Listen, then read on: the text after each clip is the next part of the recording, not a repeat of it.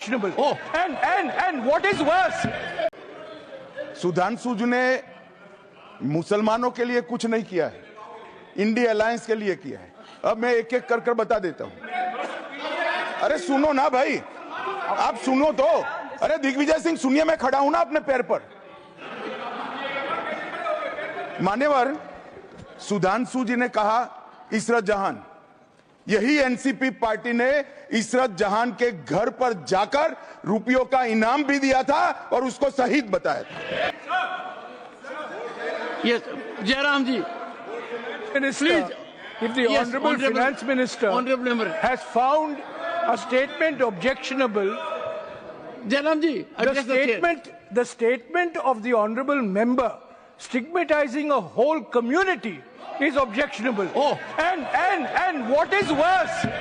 And what is worse is the chairman lending respectability to that view. Oh my. That is even worse. Honorable That is even worse. Minister. मान्यवर सुधांशु जी ने मुसलमानों के लिए कुछ नहीं किया है, इंडिया अलायंस के लिए किया है। अब मैं एक एक कर बता देता हूं। अरे सुनो ना भाई, आप सुनो तो। अरे दिग्विजय सिंह सुनिए, मैं खड़ा हूं ना अपने पैर पर। मान्यवर सुधांशु जी ने कहा इशरत जहान, यही एनसीपी पार्टी ने इशरत जहान के घर पर जाकर रुपयों का इनाम भी दिया था और उसको शहीद बताया था। दूसरा कहा अतीक अहमद किस पार्टी से थे? इंडिया अलायंस की। दूसरा कहा अंसारी किस पार्टी से? कांग्रेस और इंडिया अलायंस के। ये सारे नाम आपके साथ जुड़े हैं भाई। उल्टा उन्होंने तो मुसलमान कम्युनिटी से तो ढेर सारे शायरों का नाम दिया जिन्होंने साहित्य की सेवा की और ढेर सारे साहित्य की रचना की। Sudhanshu, he is not yielding now. सबसे पहले मैं तमिलनाडु का जवाब देना चाहता हूं। Yes. सभापति महोदय, तमिलनाडु से ही डॉक्टर एपीजे अबुल कलाम थे और मैं सारे सदन से कहना चाहूंगा, डॉक्टर कलाम का नमाज जनाजा और याकूब मेनन का नमाज जनाजा एक ही दिन हुआ। कितने लोग याकूब मेनन के नमाज जनाजा में गए और कितने डॉक्टर कलाम के नमाज जनाजा में गए? डॉक्टर कलाम मेमोरियल पे कितने लोगों की फोटो है? दिखाएं मुझे, सोशल मीडिया पे पोस्ट की हो। मगर अफजल हालात का मारा था, आपके एक मंत्री का ऑफिशियल ट्वीट है, वो इस सदन के सदस्य नहीं तो मैं नहीं बोल रहा हूं। याकूब मेनन की जुडिशियल किलिंग हुई, आपके एक नेता का, मिनिस्टर का ऑफिशियल ट्वीट है, सदन के सदस्य नहीं है इसलिए नहीं बोल रहा हूं। और सर 26/11 आरएसएस ने कराया, सदन के सदस्य बैठे हुए हैं। हाफिज साहब और सुनिए, जाकिर नाइक शांति का मसीहा सदन में सदस्य बैठे हुए हैं। सर किसने जोड़ा? मैं नहीं कह रहा हूं जोड़ा, हमने किससे जोड़ा मैं बताना चाहता हूं। मैं अपनी बात, सर मैंने नाम किसी का नहीं लिया। सर आपने उड़ता तीर क्यों पकड़ लिया? सर मैंने नाम नहीं लिया, उड़ता तीर क्यों पकड़ लिया? सर मैं पूरी बात करूं। सर मैं कहना चाहता हूं, हमारी सोच मुस्लिमों के बारे में और इनकी सोच में क्या अंतर है। देखिए, जिन लोगों ने मुस्लिम हिस्ट्री नहीं पढ़ी उन्हें मैं बताना चाहता हूं। एक दो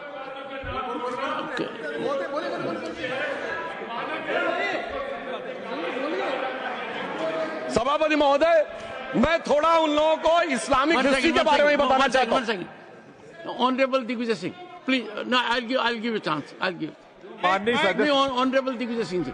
माननीय सभापति महोदय, जो माननीय सदस्य ने बात कही है, मैं सुन रहा था डॉक्टर त्रिवेदी जी की बात।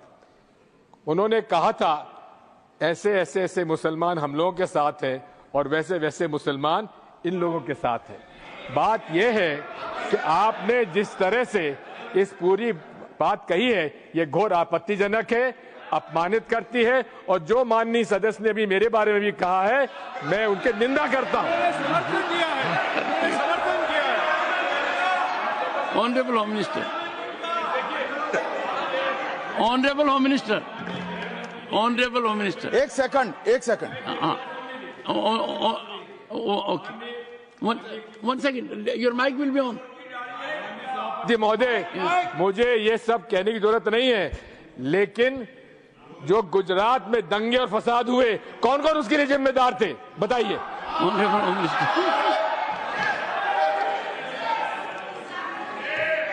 मान्यवर, मैं ध्यान से बारीकी से पूरे संवाद को सुन रहा हूं। माननीय सदस्य सुधांशु जी ने दिग्विजय सिंह का नाम नहीं दिया। अब वो खड़े होकर कहे मेरे बारे में कहा, इससे साबित हो गए। और अभी भी मौका है, आपने नहीं कहा है कि 26/11 के हमले में आरएसएस का हाथ था, तो अभी खड़े होकर माइक चालू कराकर बुलवा दीजिए माननीय। और आपत्तिजनक बात है, मैंने ये बात कभी नहीं कही है, ये आप लोगों का प्रचार है। मेरी आपत्ति इस बात की थी कि सभी माननीय सदस्य ने और बात कही है कि अब हमारे तरफ ऐसे ऐसे मुसलमान थे और वैसे वैसे मुसलमान हम लोग की तरफ थे। ये पूरे समाज के साथ, पूरे अल्पसंख्यक समाज के साथ अपमानजनक बात है। और माननीय सभापति महोदय, आप बताइए, माननीय गृह मंत्री जी, आप वहां पर थे, गृह मंत्री थे जब दंगे हुए थे, तो आप लोगों का क्या रोल था, ये जन जाए करे। होम मिनिस्टर, इनको मेरा हुआ ऐसा है कि मैं ही दिखाई पड़ता हूं। आपकी सुनिए, अब सुनिए ना दिग्विजय सिंह, सुनिए, 1 मिनट सुनिए। दंगे शांत होने के बाद 18 महीने के बाद मैं गृह मंत्री बना। दंगा हुआ तब मैं गृह मंत्री नहीं था। सुधांशु त्रिवेदी, संदर्भ में किसी का नाम नहीं लिया। अजीज बर्नी की किताब थी 2611 एंड आरएसएस कॉन्स्पिरेसी, कोई जाके चेक कर ले उसमें कौन कौन कहां था। अब मैं मुसलमानों के बारे में कहना चाहता हूं, मुस्लिम समाज के लिए। बहुत से लोग ऐसे हैं जिनको मुस्लिम समाज की हिस्ट्री नहीं पता है।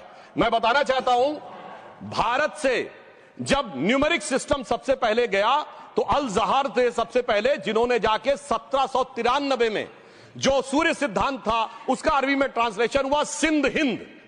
और हम बता रहे हैं हम किस तरह के मुस्लिम को साथ रखते हैं। डॉक्टर कलाम से बड़ा आलिम इस्लाम में साइंसदान नहीं हुआ, और आरिफ मोहम्मद खान साहब जो बिहार के गवर्नर हैं, उनसे बड़ा आलिम फाजिल मुसलमान आज सियासी जमात में तो नहीं होगा, यह मैं दावे के साथ कह सकता हूं। मगर मैं बताना चाहता हूं सर, उसके बाद उन्होंने एक किताब लिखी, एक सर 10th सेंचुरी के मुस्लिम राइटर थे जिन्होंने किताब लिखी, उसका नाम था the compendious book of balancing and completion according to Hindu calculation, जिसको शॉर्ट में अल जब्र कहा गया, और वहां से अलजबरा निकला। और सर उसके बाद अल ख्वारिज्म आया। और सर आज मेरे ख्याल से सदन के बहुत से लोगों को नहीं पता होगा, ये जो एल्गोरिथम वर्ड है ये अल ख्वारिज्म से आया हुआ है। एक जमाने में इस्लाम में बैतुल हिकमत था, यानी वो सबसे बड़ा हिकमत का केंद्र था। जब एक से एक लोग होते थे, बहुतों को नहीं पता होगा कि कोलंबस ने जिस नक्शे के थ्रू दुनिया ट्रेवल किया था, वो बनाने वाला भी एक मुस्लिम था, अल इदरीसी।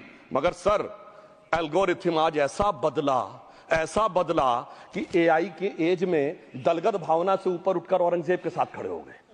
सर ये एल्गोरिथम किसने बदल दिया, ये मैं बताना चाहता हूं। इस पे थोड़ा सोचने की जरूरत है। इसलिए मैं कहता हूं मुस्लिम पॉलिटिक्स की सोच क्या थी, हमने किन मुसलमानों का साथ दिया है, मैं बताना चाहता हूं सर। वीर अब्दुल हमीद की शहादत की 50वीं वर्षगांठ 2015 में हुई। प्रधानमंत्री मोदी जी ने उनके पूरे परिवार को और उनकी पत्नी को बुला के सम्मानित किया, और इन लोगों ने उस यासीन मलिक को, जिसके ऊपर 3 एयरफोर्स के ऑफिसर्स को हत्या करने का आरोप था, वो प्रधानमंत्री आवास में। सर साफ दिखाई पड़ता है कौन किसके साथ खड़ा हुआ है, कौन किस तरह के मुसलमान के साथ खड़ा हुआ है। और सर मैं ये भी कहना चाहता हूं सर, ये सर अपने टर्न पे बोलिए सर, पिछले 30-35 सालों से हुआ खड़ा किया जा रहा है। 1990 में जब राम मंदिर आंदोलन हुआ, कहा गया बीजेपी आएगी उत्तर प्रदेश में खा जाएगी। सर बीजेपी आने के बाद उत्तर प्रदेश में जानते क्या हुआ सर, 22 साल से शिया सुन्नी के बीच में जो दंगे चलते थे और मदे साहबा का जुलूस नहीं निकलता था, शिया समुदाय का मदे साहबा का जुलूस लखनऊ में हमारी सरकार में निकलना शुरू हुआ। और उसके बाद कहा गया केंद्र में भाजपा आएगी तो खा जाएगी। सर अटल जी की सरकार आई, इतनी शानदार स्थिति रही। उसके बाद कहा गया गुजरात में आएगी तो भाजपा खा जाएगी। सर गुजरात का मुसलमान आज सबसे समृद्ध मुसलमान है, सबसे ज्यादा जकात वहां से आता है। उसके बाद कहा गया मोदी जी की सरकार आएगी तो क्या होगा। सर मोदी जी की सरकार आने के बाद हमारे साथियों ने बताया है अल्पसंख्यक समुदाय के 70% लोग हैं जिनको किसी न किसी एक योजना का लाभ जरूर मिला है। और सर फिर कहा गया सीए आएगा तो नागरिकता छिन जाएगी। सर उसके बाद भी आपने सब देखा, और सर हम बचपन में सुनते थे कि राम मंदिर बनने लगेगा तो मिडिल ईस्ट के देश पेट्रोल देना बंद कर देंगे। सर राम मंदिर भी बन रहा है, और भारत मिडिल ईस्ट कॉरिडोर भी बन रहा है, और अबू धाबी में भी मंदिर बन रहा है, और 4 मुस्लिम देशों ने सर्वोच्च नागरिक सम्मान मोदी जी को दिया हुआ है। इसलिए मैं कहना चाहता हूं सर मर्ज हो तो उसका इलाज किया जा सकता है। जैसे हमारे यहां वैद धन्वंतर माने गए हैं, इस्लामी अकीदे में वैद हकीम लुकमान माने गए, तो कहा गया है उनके लिए कि इसमें क्या रखा है, देखे है जो तू आन के पास, बदगुमा वहम की दारू नहीं लुकमान के पास। यानी मर्ज का इलाज है, पर वहम का इलाज तो हकीम लुकमान भी नहीं कर सकते जो आपने पाल कर रखा है। मैं कहना चाहता हूं, हम किन मुसलमानों की बात करते हैं? आप गंगा जमुनी तहजीब की बात करते हैं। सर, दारा शिकोह औरंगजेब का बड़ा भाई था, उसने उपनिषदों का अध्ययन किया, संस्कृत में अनुवाद कराया और नाम रखा सिर्रा अकबर, यानी वर्ड्स ऑफ गॉड। मैंने किसी को दारा शिकोह की जयंती मनाते हुए नहीं देखा। मैं पूछना चाहता हूं, बेगम बीबी ताज, उनके घर पे जाते किसी ने सुना? सर ये बताइए, आलम शेख, इतने बड़े कृष्ण भक्त के कवि, किसी ने सुना उनके घर पे जाते हुए? मलिक मोहम्मद जायसी, जिन्होंने पद्मावत लिखा, उत्तर प्रदेश के रहने वाले, उनके घर पे कोई गया? ये बताइए, ब्रिगेडियर मोहम्मद उस्मान के घर पे कौन गया? आजमगढ़ में, गाजीपुर के रहने वाले थे, आज तक जाने वालों में नहीं दिखे। और मैं सर बताना चाहता हूं एक और बात, सर एक सैयद इब्राहिम रसखान हुए हैं, बहुत बड़े कृष्ण भक्त के कवि। सर जिन्होंने क्या लिखा, उन्होंने कहा मेरा अगला जन्म हो तो भी मैं कृष्ण भक्ति बनना चाहूंगा, मनुष्य बनूं तो ग्वाल बाले के रूप में और पशु बनूं तो गाय के रूप में। उन्होंने कहा मानुष हो तो वही रसखान, बसों ब्रज गोकुल गांव के ग्वारन, जो पशु हो तो कहा बस मेरो चरो नित नंद की धेनु मजारन। सर उन्होंने कहा गायों के बीच में नंद बाबा की गायों में जन्म लेना चाहूंगा। मगर सर आज एक ऐसे नेता आए हैं इस देश में जिनको गायों से बदबू आने लगी है, तो उनके लिए मुझे मेरे मन में भाव आता है सर कि श्री रामचंद्र कह गए सिया से, ऐसा कलयुग आएगा, गोपालक श्री यदुवर कुल में एक ऐसा नेता आएगा जिसे बकरे कटने में खुशबू मिलेगी, गौ माता में बदबू पाएगा। रामचंद्र कह गए सिया से, कैसा कलयुग आएगा। अब सर मैं एक और बात भी कहना चाहता हूं, हम किनको मानते हैं? सर नजीर अकबराबादी को सुनिए, कृष्ण भक्त के लिए क्या कहा। सर मैं एक बोलना चाहता हूं, बुल्ले शाह ने क्या कहा? बुल्ले शाह ने कहा, अभी होली गुजरी है, उसने कहा था आज होली खेलूंगी मैं, कर बिस्मिल्लाह। उन्होंने आगे कहा अलस्तु बिरबिकुम, प्रीतम बोले, सब सखियों ने घूंघट खोले, नाम नबी की रतन चढ़ी, सुनिएगा, नाम नबी की रतन चढ़ी और बूंद पड़ी अल्लाह अल्लाह, आज होली खेलूंगी मैं, कर बिस्मिल्लाह। तो मैं भी कहता हूं अब बिस्मिल्लाह करिए और उसके बाद हमारे इस सहयोग करिए, इस सकारात्मक उसका, वरना अल्हम्दुलिल्लाह जो हम मुसलमानों के लिए और देश के लिए करना चाहते हैं उसमें हमें सफलता जरूर मिलेगी। अंत में मैं सिर्फ ये कहना चाहता हूं सर, तमाम प्रकार की बातें यहां पर हुई, सकारात्मक और नकारात्मक, मगर अफसोस की बात यह है कि 1913 के वक्फ वाल औलाद से लेके 2013 के वक्फ वाल औलाद तक इनकी फितरत नहीं बढ़ती, क्योंकि सर ये तो पार्टियां ही अल औलाद है, तो इनको तो उससे बहुत ज्यादा वो होगी। पर मैं सिर्फ अंत में कहना चाहता हूं सर, अपनी सोच बदलिए। आप जिस कश्ती पे सवार होकर इस दरिया को पार करने की कोशिश कर रहे हैं, पिछले 75 साल में नहीं कर पा रहे हैं, 10-12 साल में बहुत हिचकोले खा रहे हैं, तो कश्ती और रास्ता बदलिए। तो इनके लिए अंत में एक पंक्ति कहते हुए बात समाप्त करना चाहूंगा कि इन्होंने कश्ती भी नहीं बदली, दरिया भी नहीं बदला, पर इन डूबने वालों का जज्बा भी नहीं बदला, पर है शौक सफर ऐसा, एक उम्र हुई हमने, मंजिल भी नहीं पाई, रास्ता भी नहीं बदला। अब अगर नई मंजिल पानी है, नई मंजिल की नई सुबह देखनी है, तो मैं कहना चाहता हूं आइए सबको साथ लेकर चलिए। और एक ऐसा वक्त आया है जब मैं जो हमारे किरण रिजिजू जी ने कहा था कि मैंने शम्मा जलाई हवाओं के खिलाफ, तो मैं प्रधानमंत्री मोदी जी की तरफ से कहता हूं कि हमें इल्जाम मत दीजिए, बहुत अफसोस होता है, हमें इल्जाम मत दीजिए, बहुत अफसोस होता है। बड़ी तरकीब से कश्ती यहां तक लेके आए हैं और बदल देते हैं हम दरिया की लहरें अपनी हिम्मत से, आंधियों में भी अक्सर चिराग हमने जलाए हैं। धन्यवाद।